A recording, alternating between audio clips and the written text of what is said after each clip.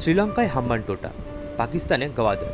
এছাড়াও মায়ানমার এবং বাংলাদেশেও বিভিন্ন বন্দরের উপর নজর রয়েছে চীনের। ভারত মহাসাগর শুধুমাত্র একটি সমুদ্র নয়, এটি একটি লজিস্টিক্যাল হাব।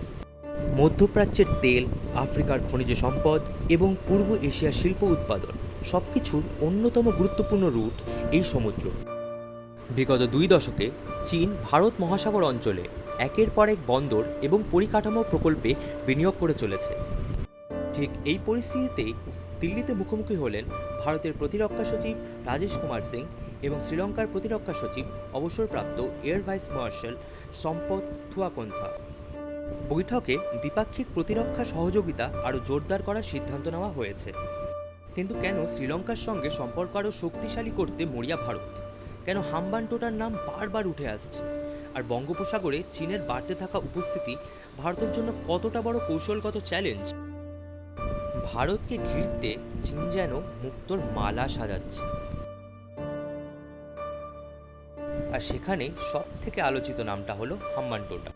কারণ হাম্বানটোটা ভারতের দক্ষিণ উপকূল থেকে খুব একটা কিন্তু বেশি দূরে নয়। ভারতের নৌবাহিনীর গুরুত্বপূর্ণ ঘাঁটি, সাবমেরিন চলাচল ও ভারত মহাসাগরের কৌশলগত রুট সবই কিন্তু এই অঞ্চলে। ভারত ও শ্রীলঙ্কার মধ্যে প্রতিরক্ষা সহযোগিতা গত কয়েক বছরে উল্লেখযোগ্যভাবে বৃদ্ধি পেয়েছে।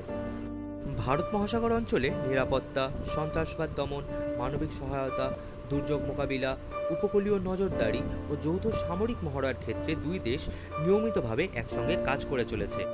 বর্তমান ভূ রাজনৈতিক পরিস্থিতিতে ভারত মহাসাগর অঞ্চলের নিরাপত্তা নিশ্চিত করতে ভারত ও শ্রীলঙ্কার মধ্যে এই ঘনিষ্ঠ সমন্বয় অত্যন্ত গুরুত্বপূর্ণ।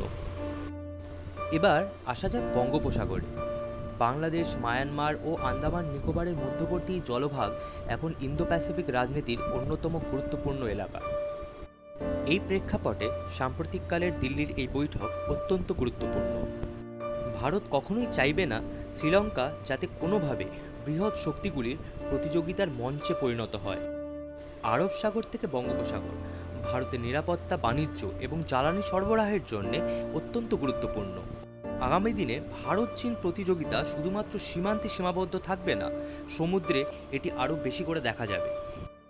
এই আবহে ভারত এবং শ্রীলঙ্কার মধ্যে এই বোঝাপড়া দিল্লির জন্য হতে চলেছে অত্যন্ত গুরুত্বপূর্ণ একটি বিষয়। ভিডিওটি ভালো লাগলে লাইক করুন এবং চ্যানেলটি সাবস্ক্রাইব করুন এবং কমেন্টে নিজের মতামত জানান। ধন্যবাদ।